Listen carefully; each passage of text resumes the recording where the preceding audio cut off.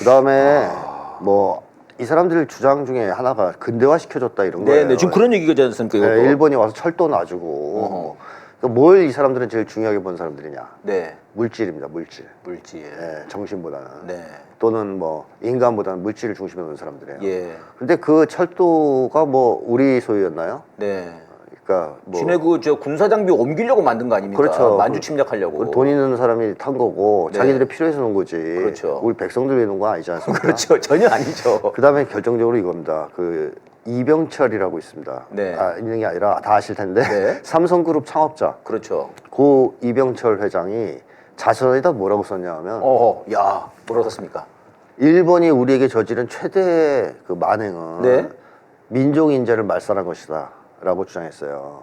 인재 얘기가 또 나오네요, 여기서요. 네, 민족 인재를 말살했다. 어떻게 말살했다는 겁니까? 일제 시대 내내 일본 강점기 시절 내내 네. 민족 교육을 못하게 만들고 고등 교육을 못 받게 하고 기술자를 키우지 못하게 하고 이러면서 민족 인재를 완전히 말살시켰다는 거죠. 그래서 이병철 전 회장의 주장은 뭐냐? 네네. 해방 직후 우리나라가 혼란에 빠지고 빨리 발전을 못했던 이유는 민족 인재를 차단한 거다. 일본이 거기서 찾아야 된다. 그렇지 못하게 이미 해놓은 거다. 그러니까 돈이나 뭐 이런 게 문제가 아니었다는 거예요.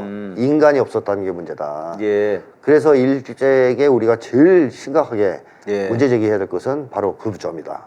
민족 인재를 말살시킨 것. 그렇죠. 윤동주 시인만 해도 그렇지 않습니까? 그렇습니다. 그분이 지금 20대 후반이었는데 살아계셨으면 얼마나 좋은 시를 썼겠습니까? 우리 문화를 위해서. 그 이병철 전 회장 같이 그 사람도 사실 장사꾼이고 어떻게 보면 기득권인데. 재벌이잖아요. 그렇죠. 그럼에도 불구하고 뭐가 제일 중요하냐 경제 발전에서 인간이라고 본 거예요. 그 얘기를 공통적으로 한 사람이 또 정주영 전 회장이죠. 네. 한국이 계속 발전할 수 있는데 그 이유는 인간이라고 봤어요. 한국인이 우수하기 때문에. 네. 정주영 전 회장이 자서전에서 그런 얘기를 계속 하거든요. 이병철 회장도 비슷한 얘기를 해요. 근데 이 일본 놈들이 그 우수한 민족들을 네. 다 파괴했다는 거죠. 네. 친일파를 잔뜩 만들어 놓고 예. 진짜 훌륭한 사람 다 죽이고 네. 성장하지 못하게 교육도 못 받게 하고 그래서 우리 역사가 정치한 거다. 네. 그래서 일본의 가장 큰 만행은 바로 거기에 있다. 이렇게 얘기를 했습니다. 예. 일본 근대화론의 이면에는 이 점을 완전히 네.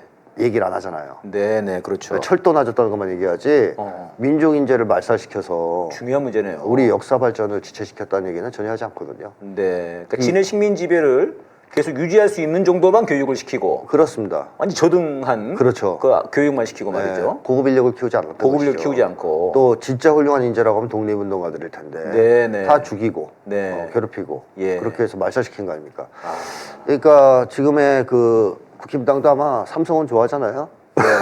그렇죠 지금 뭐. 근데 삼성 창업자가 이런 얘기를 했어요. 삼성 잡아드려야 되겠는데? 그러니까 이병철 회장 부관 참시해야 돼요 이쪽에서. 그러니까요. 어떻게 이토이로부미가 인재인데. 그러니까 한국의 극우 보수 세력은 이놈들 너무 진짜. 많이 질이 따라 떨어진 겁니다. 이병철 전 회장도 사실 보수라고 봐야 되지 않습니까? 그렇죠. 근데 이런 사람의 기준도 완전히 벗어나서 말도 안 되는 얘기를 하는 그 정도도 아니군요 지금은. 그렇죠. 훨씬 더 수익이 떨어진 거죠. 그러니까 한국의 보수를 보수라고 말할 수 없는 이유가 또 여기도 있군요, 선생님. 그렇습니다. 예. 근데 저는 그 소위 근대화론 주장하는 애들 방금 말씀하신 거에서 그럼 물질을 쫓았다면 그래 그럼 철도를 놔줘서 좋았다.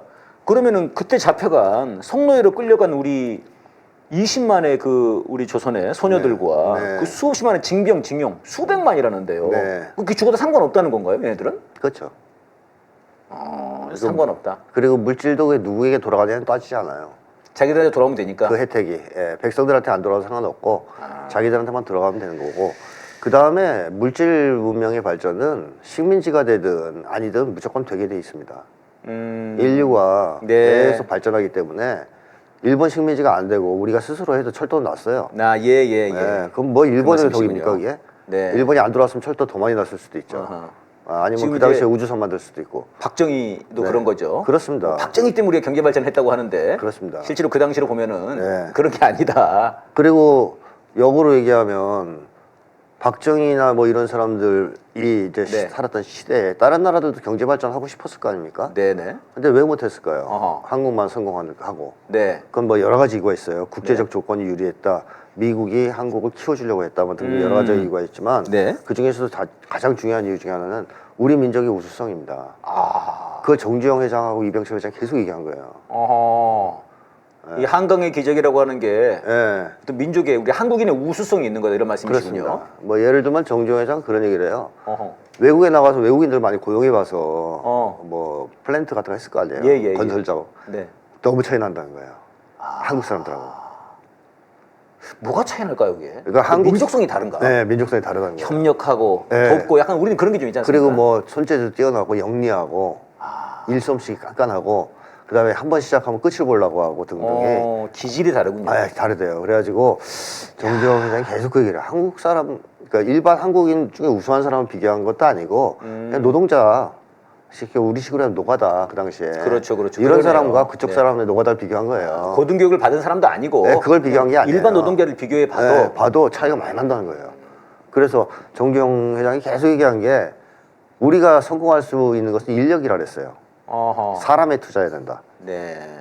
사람을 망치면 미래가 없다. 네네. 뭐 이렇게 이제 얘기를 했었는데 그것이 저는 상당한 정도의 영향을 미쳤다. 일단 한국인의 우수성, 네. 그다음에 한국인의 그 높은 우리성. 아하. 그러니까 일본에게 침략을 당해서 식민지로 떨어진 거에 대한 그 굉장히 분함이 있었을 거 아닙니까? 예. 민족적 자존감이 네. 손상됐어요. 네. 그래서 만회하고 싶은 열이, 애국심 같은 거, 공동체를 더 훌륭한 나라를 만들고 싶은 열이 네. 이게 이제 작동을 했고 또 하나는 한국인 특유의 그 가족주의가 있습니다. 예. 가족을 위해서 평생을 다 바쳐 헌신하는. 네.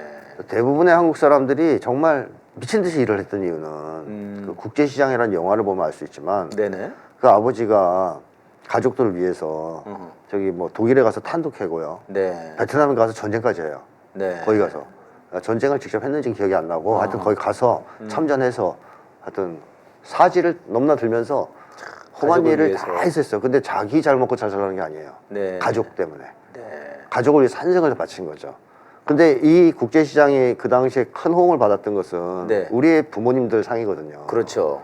이 부모님들이, 한국의 부모님들이 국가 공동체까지는 아닐지라도 최소한 자기 가족과 이웃들을 위해서 한생을 바치는 네. 그 자기를 헌신하는 모습이 있었습니다. 그러네요. 근데 이러한 모습은 외국에서 찾아보기 좀 힘들단 말이에요. 그러네요. 그렇게까지 가족을 위해서 헌신하는 모습은. 그렇습니까? 예, 그래서 이런 것이 한국의 기적을 불러온 측면이 강한데 최근에는 그렇게 다 사라져가죠. 거의 예. 거의 사라져가다 보니까 젊은 층들은 노동 의욕을 거의 상실하고 있습니다. 네. 젊은 층들은 가족을 위해서 내 모든 걸 다 바쳐 이런 생각 안 들어요. 네. 왜냐 가족을 사랑하지 않기 때문에. 아. 가족 관계가 나빠졌잖아요 옛날보다. 네. 그래서 뭐 이제 옛날같이 화목한 가족이 별로 없거든요. 그러다 보니까 젊은 친구들은 가족의 소중함과 귀중함, 그다음에 가족에 대한 사랑 같은 게 많이 이제 죽었죠. 그러니까 가족을 위해서 내가 일을 한다는 개념이 별로 없어요. 네네. 가족을 만들고 싶다는 생각도 별로 안 해요. 그렇죠. 결혼도 잘 안 하려고 그러죠. 애도 잘 안 안 낳고요. 낳으려고 그러고. 낳는다 하더라도 내가 한생을 바쳐서 저 사람들 가족을 위해서 돌봐야 되겠다. 헌신하고 희생하겠다 이런 생각 안 그렇죠. 합니다. 네. 그러면 열심히 일할 이유가 있나요? 어허.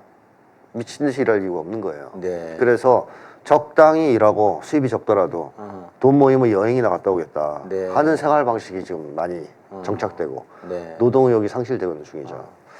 물론 청년들 또 중에 실제로 이제 또 안정적인 직장이 없는 것도 크고요. 크고요. 네, 그런 것도 크고요. 이제 청년들 중에 일부는 돈에 대한 욕망 때문에 열심히 일하는 친구들이 있겠지만 다수가 절대 다수가 노동 의욕을 상실한 상황이다.